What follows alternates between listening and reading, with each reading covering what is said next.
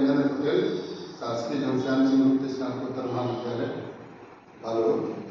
आज की हमारी जो कक्षा है वह भारत के संविधान से संबंधित है। जैसा कि आप लोग जानते हैं कि संविधान का जो आत्मा है वो उसे भाग 3 को बोला जाता है। भाग 3 का जो पहला अनुच्छेद है वो है अनुच्छेद 12।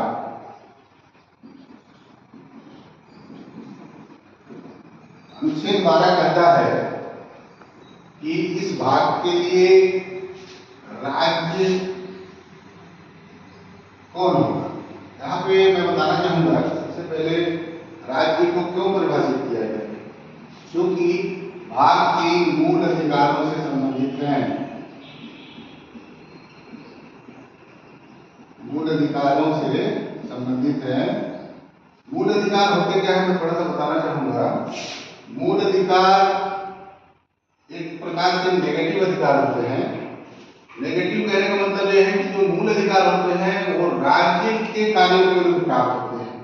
राज्य ऐसा कोई कार्य नहीं करेगा कि ऐसा कोई कानून नहीं बनाएगा जो लोगों के मूल अधिकारों का हनन करता हो। इसलिए इस भाग में भाग 3 जो अनुच्छेद 12 से 35 तक है, अनुच्छेद 12 में राज्य को परिभाषित किया गया है। राज्य के अंतर्गत कौन आएंगे?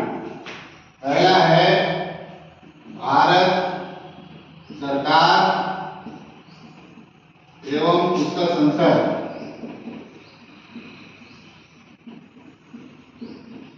स्पष्ट है, भारत सरकार केंद्र सरकार बोल रहा है एवं उसका संसद।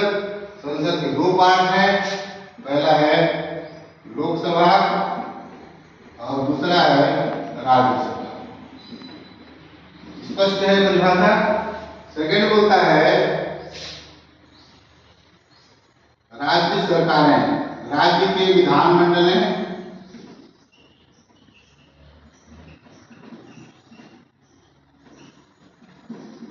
एवं उनके विधानसभा।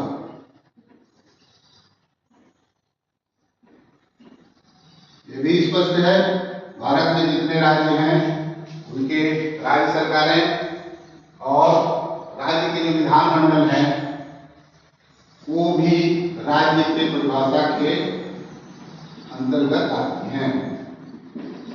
तीसरा बोलता है स्थानीय स्वशासन।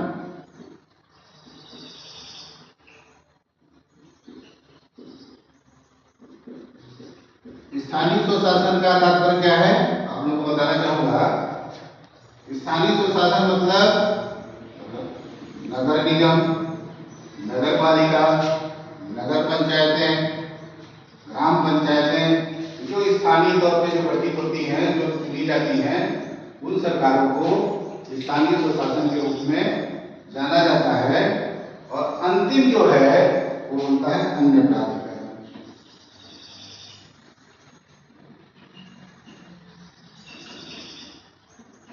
अब अन्य प्राधिकारी शब्द को संविधान ने परिभाषित नहीं किया है। अब जिम्मेदारी किसकी होती है? जिस चीज की परिभाषा संविधान में नहीं होती वहां पे जिम्मेदारी बनती है किसकी? न्यायालय की। सबसे पहले शांताबाई बनाम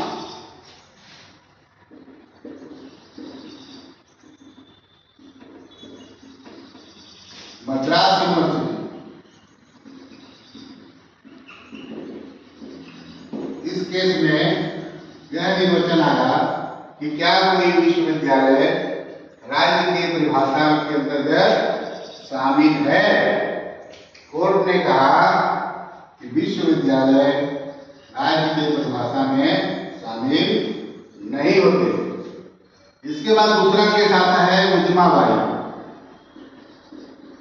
उजमाबाई वर्सेस उत्तर प्रदेश राज्य।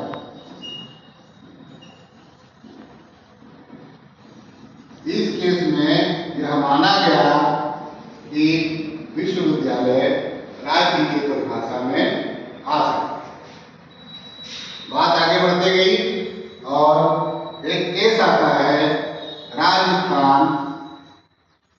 बिजली बोर्ड का केस, इस केस में सुप्रीम कोर्ट ने यह निर्वचित किया कि राज्य की परिभाषा में बिजली बोर्ड आती है, क्योंकि बिजली बोर्ड भी अप्रत्यक्ष रूप से कानून बनाती है। बात आगे बढ़ते गई। इसी प्रकार से अजय हाशिया वर्सेस खालिद मुजीद के केस में भी कहा गया, इसी प्रकार एयरपोर्ट अथॉरिटी के केस में भी कहा गया कि वो एक प्राधिकारी जो कहीं न कहीं से डेलीगेटेड लेजिस्लेशन बनाते हैं और नागरिकों पे लागू करते हैं, उसे हम राज्य की परिभाषा में शामिल करते हैं। कुल मिलाकर के जब हम देखते हैं कि अनुच्छेद 12 की जो विषय वस्तु है वह सबसे पहले इसलिए हमारे भाग 3 में रखा गया है क्योंकि जो फंडामेंटल राइट्स हैं वो अगेंस्ट स्टेट होता है। स्टेट ऐसा कोई कानून नहीं बनाएगा जो लोगों के मूल अधिकारों का